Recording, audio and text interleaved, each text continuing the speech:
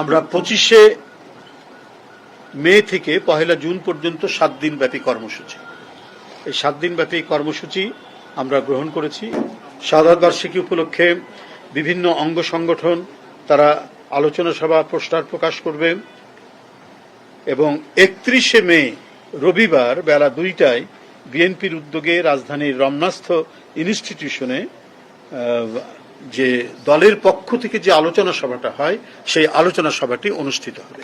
এটি 31 তারিখে বেলা 2টার সময়। আমরা একদিন পরে এটা রেখেছি, কারণ 30 তারিখের আগের দিন হচ্ছে ঈদের পরের দিন, তো সেই কারণে আমরা এটা রাখিনি। কারণ ঢাকা থেকে অনেকেই দেশের ঢাকার বাইরে চলে যাবেন, গ্রামের বাড়িতে যাবেন, এই কারণে আমরা 31 তারিখে এটা রেখেছি।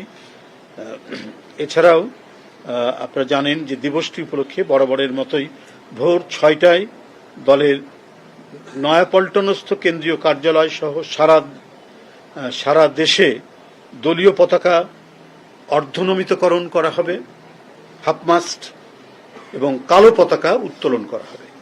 ওই দিন অর্থাৎ 30শে মে ভোর 6টায় নয়াপল্টনস্থ কেন্দ্রীয় কার্যালয়ে দলীয় পতাকা অর্ধনমিতকরণ ও কালো পতাকা উত্তোলন করা হবে।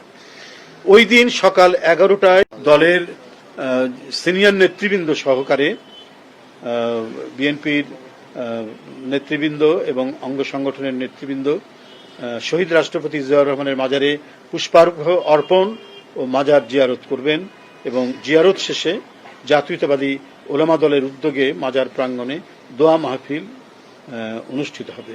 আমরা প্রত্যাশা করছি প্রধানমন্ত্রীর নেতৃত্বে, দলের চেয়ারম্যান তার নেতৃত্বেই সকাল 11টায় আমরা মাজারে যাব। আমরা তার সাথে আলোচনা করে আমরা জিনিসটা ফিক্স করব যে উনি যাবেন। বরাবরই উনি যান, যেহেতু